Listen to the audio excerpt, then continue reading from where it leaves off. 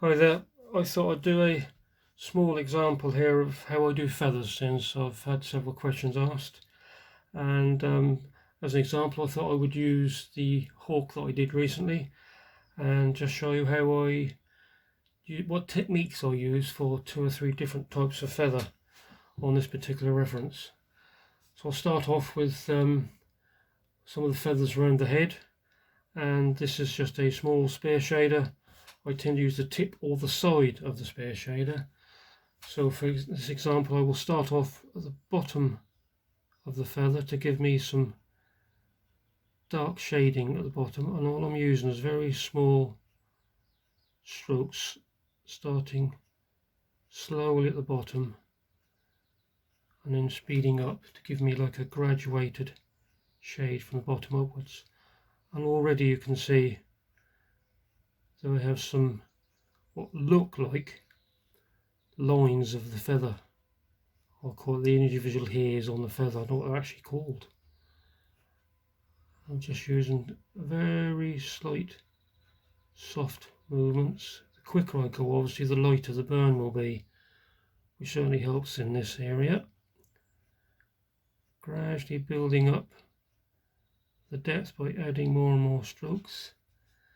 And now if I go in and add a bit slower, I'm now actually starting to add some shading of the feather, or the area that's behind this particular feather. Again, starting at the bottom, a bit of shading. This is now helping me to define the edges of this particular feather as well.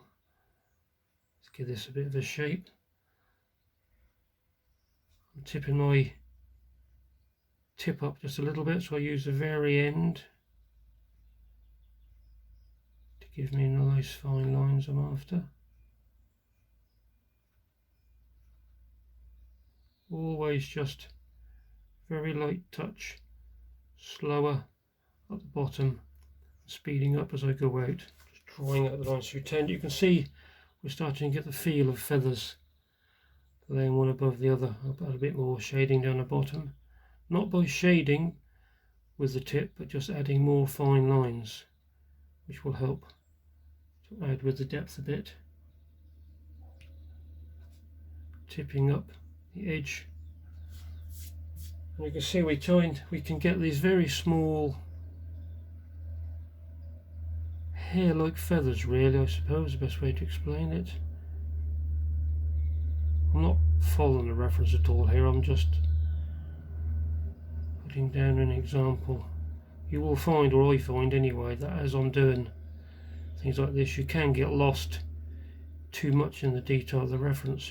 Once you get the hang of how to do the feathers, you just start to put in your own detail what you think the feathers should look like. Basically just gentle strokes. Rather than keep adjusting the heat, I'm just moving the tip quicker if I need to get a slightly lighter burn. Saves me keep reaching over and altering the temperature. So that's this is the finer type, hair type feathers you tend to find around the head. Now how about the ones that are a bit further down, say we get a bit more of a feather defined. For example, we've got some just down by the bottom of his neck area. If I just give an example of one of those, so I'll put the actual ridge of the middle of the feather in first, then I'll go round and define some small strokes where the edge of the feather is, or I think it is, just using the tip, very fine strokes, rather than draw the outline of a feather, which wouldn't actually look quite right, would it? That sort of gives me the outline. Now I'll start filling in, as usual, with very small fine strokes using the tip of the spear shader now. Bringing these up into the edge that I defined earlier.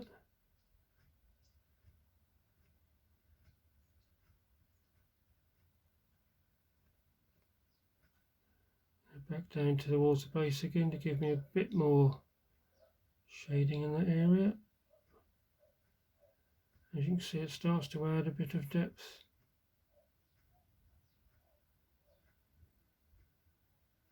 As with fur, feathers shouldn't look like they've just been to the barbers and had a nice cut and blow dry. They will be slightly irregular in places and crisscross over each other, and in fact look quite untidy sometimes. Now for the side back, using the edge of the spare shader again, starting to draw out the lines of the feather out to where I previously defined the edge. Now, although I'm showing this example, this is just how I do feathers, the technique that I've developed myself. I'm certainly no professional, and I'm sure there's a much better way of doing this. This is just to let you show how I do feathers, and I'm sure that different techniques will suit different people, but you will find your own method, or perhaps this would help to find your own solution or technique. Again, I'm just darkening up the area where I want a bit more shadow, just adding more lines, not actually going in and shading with the shading tip.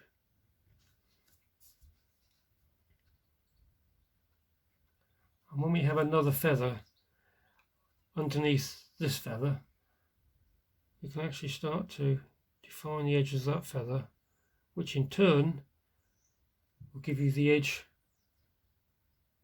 of the feather you were working on.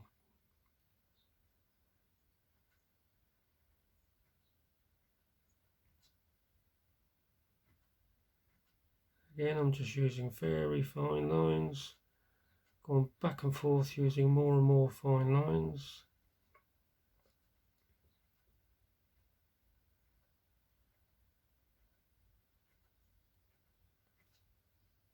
And then if I keep going back over the area where the two feathers overlap, you can see we start to define not only the base of the feather I'm working on, but also the edge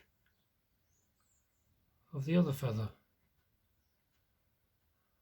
And that's how I tend to work all the while. I can actually define the shape of a feather purely by just doing the base of the feather next to it.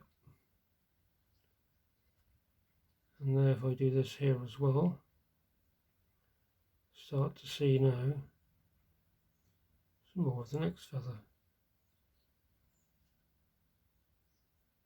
Put a bit of a spine in there.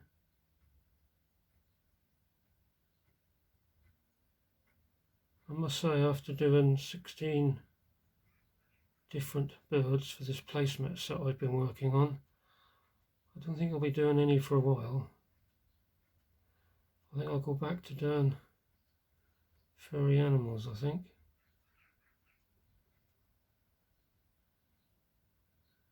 And as you can see, just very fine individual lines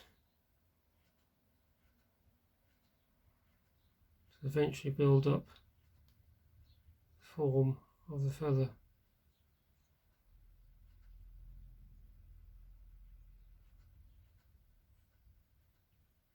Of course, hot air today. Whew.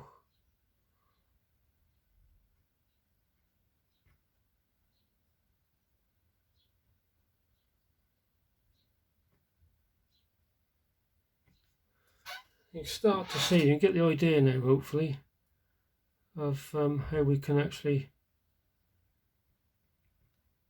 define feathers.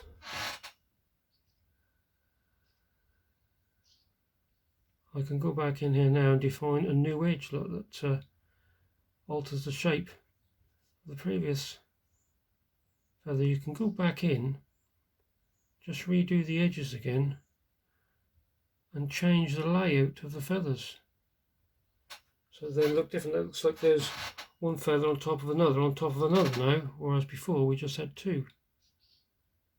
Purely just going back in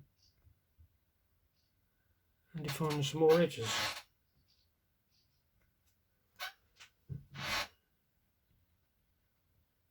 There we go.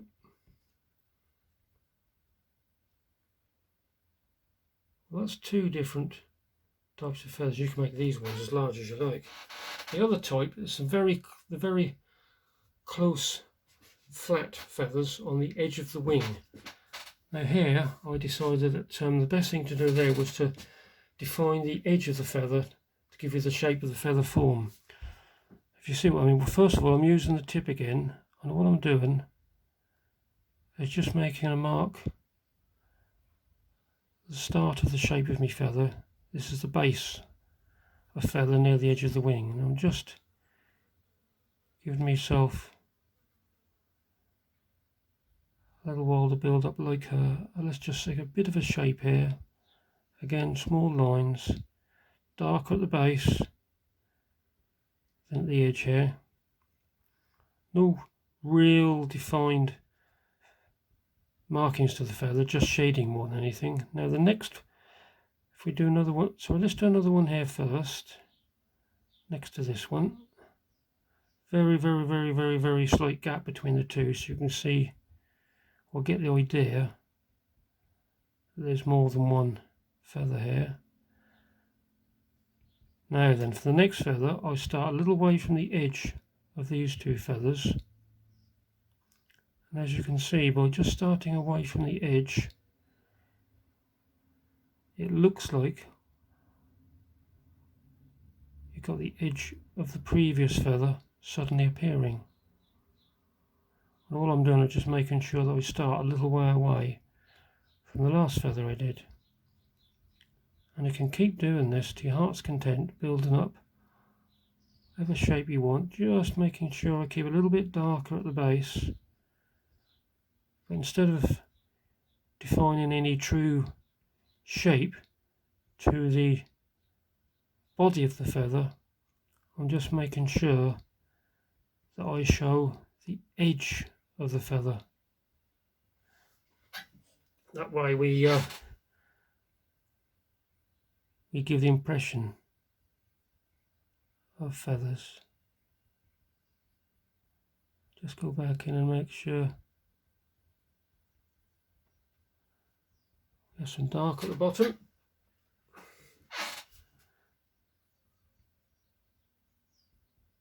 Again here, as you can see, we're just making sure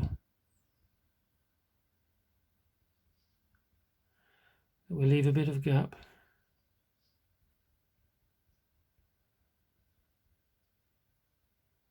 And you can start to get let your imagination run wild here.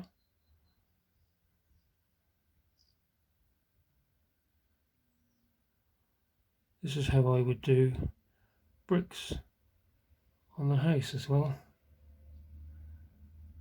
Just by making sure I left gaps between sections of shading.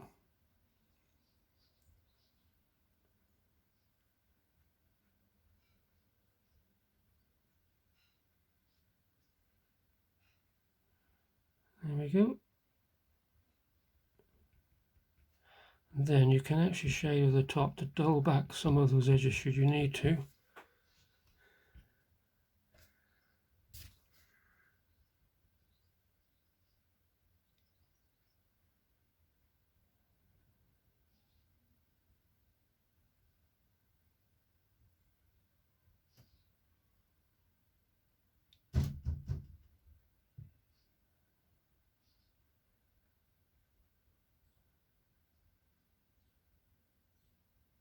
Just make this one here a little bit bigger.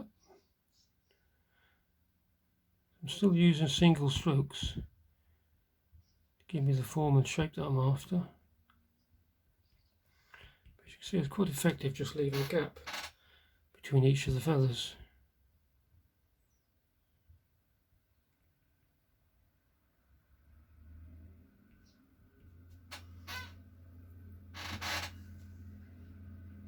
You can actually then, if you like, start to leave a little bit of gap between some of the edges, shading at the bottom, and then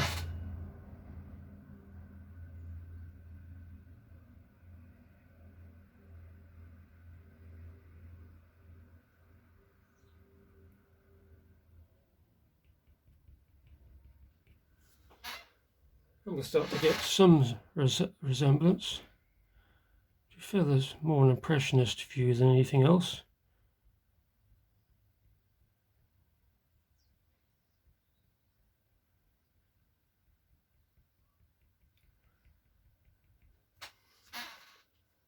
And really, that's about it for the different type of feathers I can think of at the moment.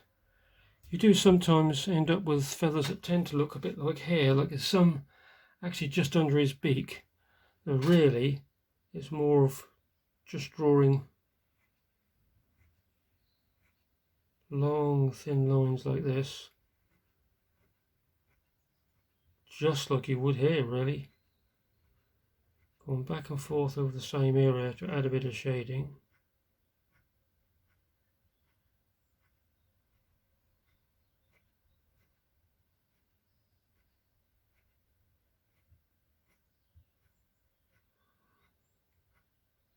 This is more or less how you would do fur.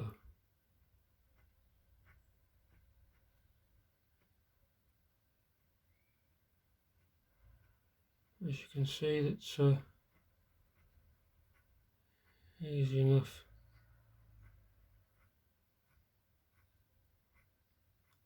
Again, I think it's a case of just making sure you go back and forth over the same area with small strokes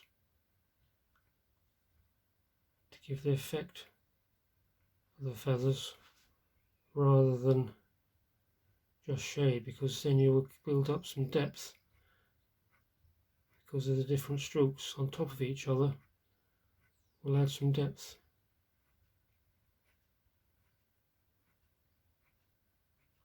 So this is a bit like hair really, but you do tend to get some that looks like this sometimes.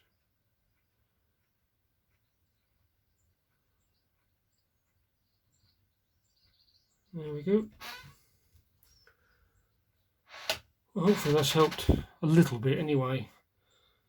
Hope you enjoyed it.